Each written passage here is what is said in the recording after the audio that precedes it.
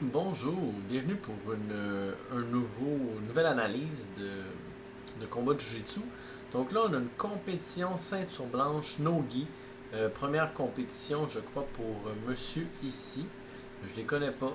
Je prends des vidéos de bonne qualité sur YouTube. Le lien est dans la description. Donc, c'est parti. Relax and get your takedowns. Let's go. Oui, Inside c'est la side. Let's go. prise Let's de go. la Let's tête. go. Donc ça, c'est une prise commune en no-gi. Vous prenez la tête d'une main, vous prenez le coude de l'autre. Ils se font la même chose. On ne sait pas trop où ils veulent en venir. Souvent, peut-être pour un foot sweep, donc un balayage, un takedown. There you Ils go. tirent la tête beaucoup vers le bas. Donc des fois, on Come veut on, faire Tim. une guillotine dans ce cas-là. On veut essayer de mettre de la pression par-dessus. Et là, au body lock et trip, donc c'était très bien exécuté. Il est allé saisir ses mains dans le dos de l'adversaire pour tirer la colonne et pousser avec sa tête pour un peu jammer la colonne ensemble. Hein. Une tête, des mains, les mains tirent, la tête pousse, ça bloque la colonne. Et avec son pied droit, il est allé faire un balayage, donc très beau takedown. Et les half guard par-dessus. Go, Tam. Don't aim for anywhere. Let's go. Underhook. Donc c'est très bien, il va vouloir monter, prendre ses Ok, mains ensemble, mettre de la underhook, pression underhook. avec son épaule et sortir sa jambe. Celui d'en dessous, évidemment, là présentement il est en train de garder sa jambe, il fait des crevettes dans la bonne direction pour faire face à son adversaire. Là, ça va quand même assez bien, même pour la personne en dessous. Elle veut juste tourner de There you go, Tam. côté. Beautiful. Let's go. Elle veut plus se faire écraser le visage avec l'épaule. En étant de côté, ça va être beaucoup mieux. Mais là, malheureusement, le combat de jambes, vous comprenez qu'on était dans un duel de jambes. En haut, tout était bloqué, ou en tout cas assez bloqué avec le crossface, donc l'épaule.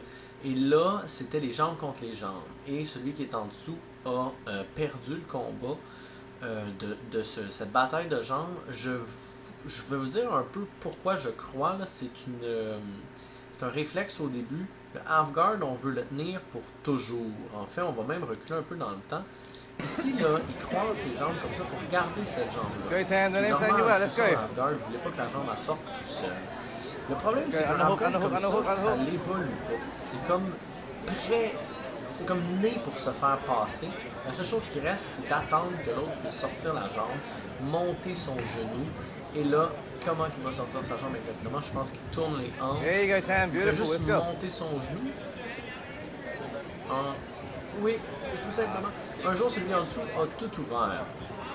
En fait, ce qui est arrivé, c'est qu'il a attendu un peu trop tard pour peut-être essayer de mettre son butterfly half guard. Souvent, on a deux grosses games half guard. Soit qu'on a le butterfly half guard, donc vous avez un hook qui est toujours en train de lever, puis ça ferme quand même bien, ça tient bien les jambes. Ou on a le lockdown, donc là vous jammez la jambe là un peu pour toujours. Et là lui il se tenait un peu entre les deux dans un half guard qui vouait à être un butterfly half guard mais qui l'a pas pris assez tôt. Malheureusement il se retrouve avec quelqu'un full mount. La personne est full mount, mais beaucoup de pression, mais pas de crochet, il ne croise pas ses pieds, il pourrait le faire et il se fait débarquer justement, manquait de contrôle au niveau des jambes. Un peu léger, mais ils sont quand même très bons pour des ceintures blanches. Là. C'est pas. C'est vraiment pas mauvais. Ici, on ne sait pas trop ce qui est arrivé, mais bon, il est tombé side mount gratuitement. Et là, ici, ça c'est une position qui arrive souvent, ça dépend pour qui. Moi, ça m'arrivait souvent. Il y a un butterfly, le butterfly est mal rentré, là, le pied devrait entre les jambes. Puis, il y a une jambe qui wrap around. Là, ça c'est comme à moitié une garde et à moitié un butterfly. On veut pas ça dans la vie des demi-demi. Soit qu'il redescend sa jambe en dessous pour faire un butterfly, soit qu'il sort son autre jambe. Devinez quoi? C'est beaucoup plus facile de descendre celle en haut. On pourrait peut-être essayer d'aller prendre un half guard. Parce que ça, ce demi-demi-là, là, il n'est pas payant. Et là, ben, il perd un half guard, il perd le side, il perd tout. Mais c'est correct. Ça l'arrive. Fait que là, ben encore une fois, l'autre va prendre ses mains ensemble, je crois, et mettre son épaule dans le visage. Celui d'en dessous fait vraiment la job, très bonne job de se tourner sur le côté.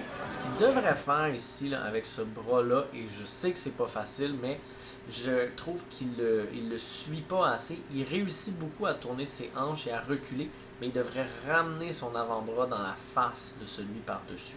Et ça, c'est comme tout en même temps, c'est bombe, crevette, et je ramène mon bras. Puis, c'est pas vraiment de le mettre d'en face de l'autre, c'est de ramener son bras chez lui, proche de lui, pour refaire de l'espace avec après, refaire des bumps, refaire des crevettes. S'il le tient vers lui, comme là, présentement, il y a l'espace, en tout cas, pour faire du chemin. Il tente pas beaucoup. Il est très occupé en bas, je suis très conscient de ça. Là. Il veut remettre son genou, c'est correct. Il veut remettre sa garde, ça va très bien. Puis il réussit. Mais là, il joue du open guard. Fait que, il joue du open guard. Je sais pas s'il y a une game. Oui. Ok. Oh, il attaque un leg lock. Donc là, ce tournoi-là a droit au leg lock pour ceinture blanche, qui est assez rare. Ça dépend. En Nogi, ça se peut. Puis, ah oui, j'ai oublié de vous dire, ce combat-là, c'est submission only. Donc, vous êtes obligé de faire une soumission pour gagner. Peut-être un temps de limite, mais il n'y a pas de point. Et oh, c'est le tap. C'est le tap. Donc, c'est un Achilles face au sol. C'est très fort. Hein, ça fait très très mal. Donc, il y avait une game de open guard. Hein, c'est pas ce gars-là.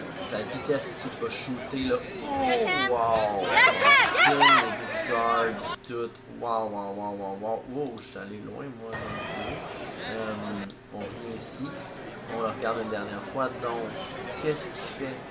Il shoot en dessous. Oh, c'est un mouvement très complexe, ça. Il shoot en dessous. Il pince la jambe. Il fait berimbolo. En passant dessus, il attaque l'autre jambe. Oui. Ça, c'est sûr qu'il l'a pratiqué. Ce qui est arrivé, c'est que c'est comme un bait. Là. Il est allé attaquer la jambe gauche. L'autre a retiré sa jambe gauche un peu en fou, mais en fait, c'est la jambe droite qu'il voulait. Il la prend au début, passe ses pieds sur l'autre et il revient complètement, passe ses pieds derrière l'autre et il revient complètement autour de elle en lock. Là, il y a son Achilles qui est locké, son pied est bien placé pour ne pas se faire avoir lui aussi en Achilles.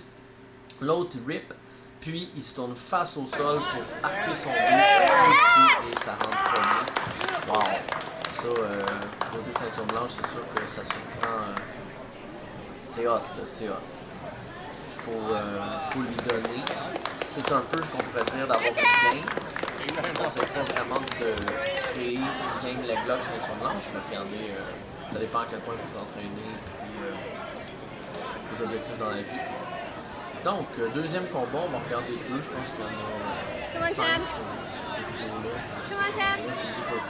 Donc, on voit que bon, hein, il a sa game de leg lock, donc il pull guard pour aller chercher un Achilles. Donc là, ici, le Achilles est là. Le problème, c'est que l'autre n'est pas contrôlé, fait qu'il tourne pas avec lui. Donc là, il commence à être croche. On voit le genou ici. Fait que là, il force dans le monnaie, il commence à être bas. Donc, c'est compliqué en les clés de jambes. Vous vous lancez dedans.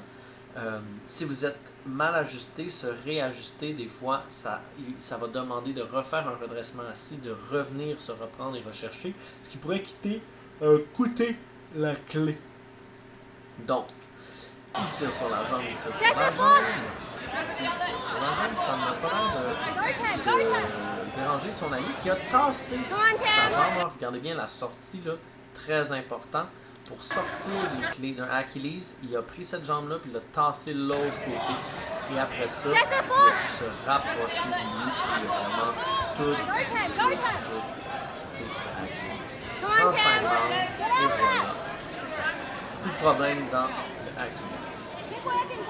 Donc, il doit probablement tenir ses mains ensemble. Donc, il essaie d'aller chercher le bras. Donc, au lieu de prendre un gros crossface à deux mains, là, il prend un peu à deux mains.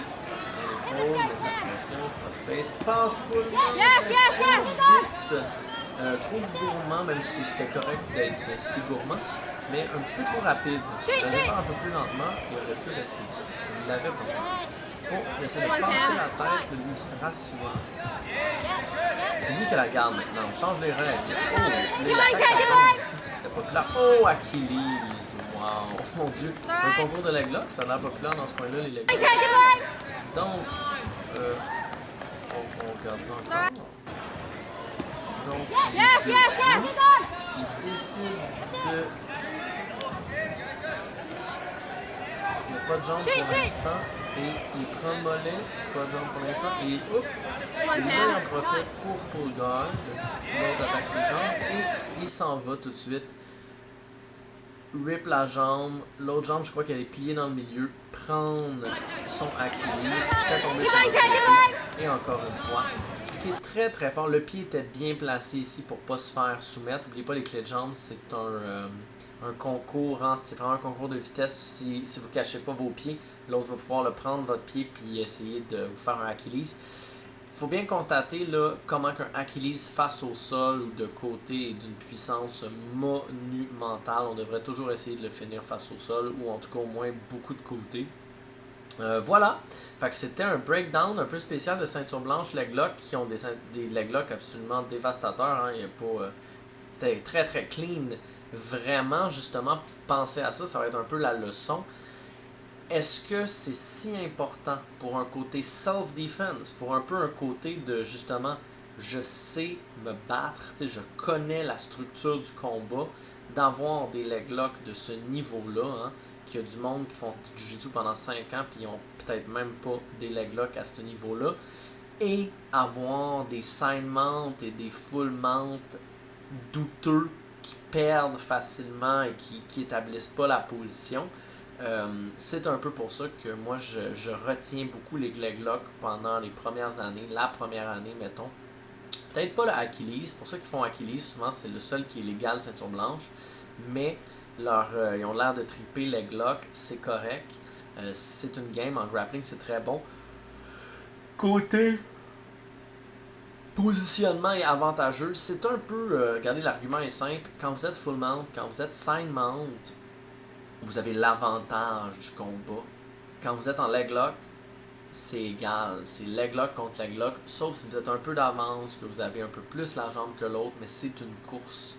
Tandis que quand vous avez le dos de quelqu'un puis qui est face au sol, ben là, c'est pas une course à rien. Vous pouvez rester là toute la journée. Tout va bien. On se reparle. Bonne journée et j'espère que vous avez bien aimé.